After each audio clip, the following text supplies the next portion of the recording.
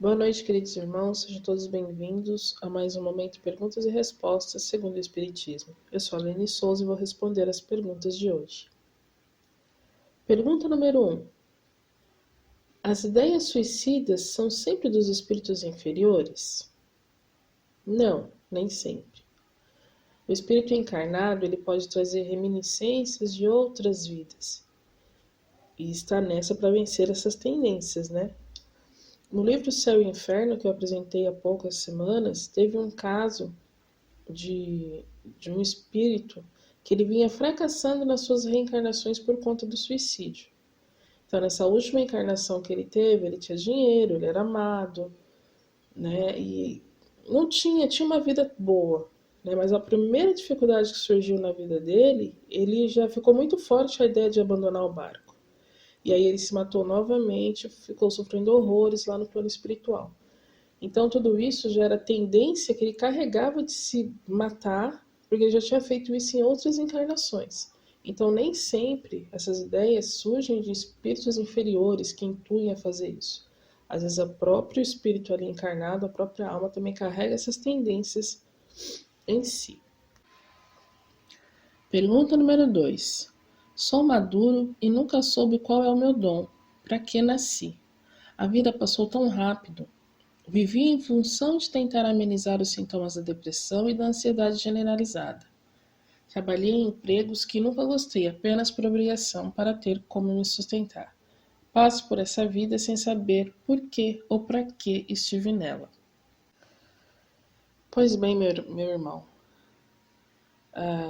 essas frustrações que às vezes nos acometem, isso tudo faz parte desse planeta em que vivemos, né? Que é um planeta de provas, de expiações, que às vezes encontramos aqui momentos felizes, mas não a felicidade duradoura, né? E tudo isso depende apenas de nós, de trabalharmos, sermos fiéis a Deus, fazer o bem, lutar contra as más tendências para que lá na frente a gente possa ser feliz. Então, assim, sossega seu coração. Apenas agradeça a Deus todos os dias pela sua vida, mesmo que você sinta que ela não faz sentido. Estar aqui, conhecer as pessoas que você conheceu, estar na família que você está, não é à toa. Tudo tem um sentido. Então, agradeça sempre. No começo pode ser que seu agradecimento seja só da boca para fora, mas insista nisso. Uma hora o seu coração vai ser grato, de verdade. E aí você vai começar a entender a bênção da vida. Olhar as coisas de outro modo, a natureza, vai começar a sentir o amor e você vai ver que tudo vai mudar e que esse seu sentimento também vai mudar. Muita paz. Pergunta número 3. Se não existe incorporação, como explicar os médiuns que escrevem, mandam mensagens? Em qualquer manifestação mediúnica, os espíritos estão próximo do médium e eles agem no perispírito do médium. É de mente para mente. Se falamos de psicografia, quando o médium escreve as mensagens, existem 3 tipos de psicografia, de mecanismos dessa psicografia. A mecânica, a semimecânica e a intuitiva.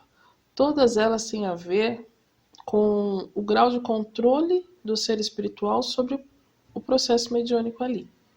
Então, na psicografia mecânica, o espírito ele toma conta do braço do médium e a mensagem não passa pela consciência do médium. O médium nem sabe o que está escrevendo. E aí, geralmente ele escreve muito rápido.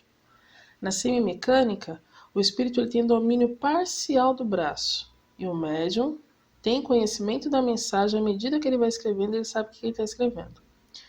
E na intuitiva, os espíritos transmitem as suas ideias pela intuição do médium, que serve ele como um intérprete da mensagem e passa pelo papel. Mas na maioria dos casos, mesmo quando se fala em incorporação, mesmo que a gente sabe que ela não existe, é isso. É o espírito atuando mentalmente com o médium. Pergunta número 4.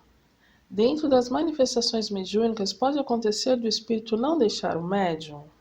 Não. Cada médium é dono do seu corpo e ele não vai deixar que isso aconteça. E até porque também você tem suas proteções, tem seus mentores que estão sempre juntos. E nas atividades da casa espírita, tem todo esse controle, né? Os administradores da casa, os espirituais, os encarnados, que eles zelam, né, pelo bom andamento da reunião, né, pelo trabalho. Então isso não vai acontecer. Nenhum médium permanece mediunizado. E nenhum espírito sai de uma casa espírita também acompanhando o trabalhador que esteve lá. Pergunta número 5. O que significa quando se diz que o espírito se liga ao médium 3 dias antes do trabalho? Não existem assim esses dias certinhos, né? Quantificação específica de nem dias nem de horas. O médium ele é envolvido em fluidos ou energias do espírito comunicante, às vezes bem antes do horário da reunião. Por isso que o médium ele tem sempre que se preparar antes do trabalho na casa espírita. Tem alguma coisa no livro do Manuel Filomeno de Miranda, Nas Fronteiras da Loucura, em que ele fala que a equipe espiritual da reunião mediúnica ela tem uma preparação antecipada de até 40 horas, né, numa casa espírita, para que haja uma sincronia fluídica dos espíritos que vão ser trazidos naquela casa com os médiuns que lá trabalham.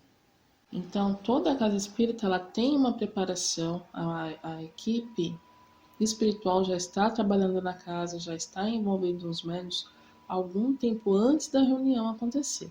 Mas não se pode falar assim que são 3 dias, 4 dias ou 2 dias antes. Mas existe sim esse tempo de preparação e planejamento antes da reunião.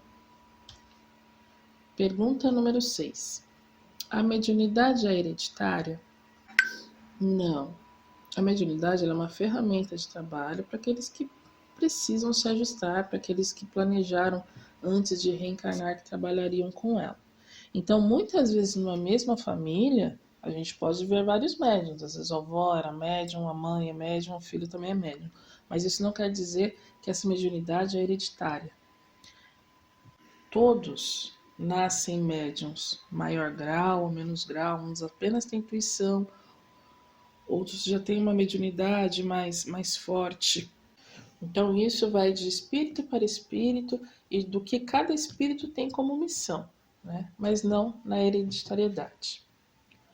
Pergunta número 7. O passe só pode ser dado por médiums? Como eu acabei de dizer, todos nós somos médiums. Em princípio, qualquer pessoa que seja saudável e tenha boa vontade de auxiliar o próximo, ela pode aplicar passes. Porque nunca falta uma ajuda espiritual para aquele que quer ajudar alguém. Então, na falta às vezes de uma pessoa com uma mediunidade aí mais ostensiva, um elemento mais eficiente, os espíritos eles utilizam daquele que tem saúde, tem um equilíbrio, que ele possa dar o passe. Às vezes, num simples abraço, a gente dá um passe em alguém, né?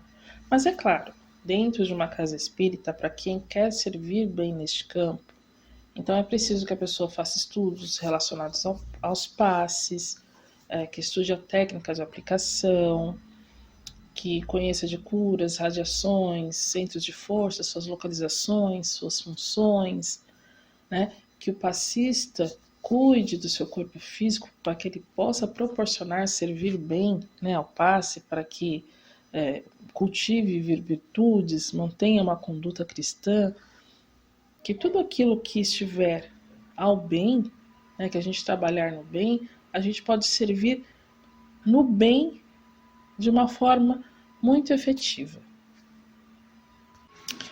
A pergunta número 8. Quando as pessoas dizem tem que se livrar do homem velho, quer dizer o quê?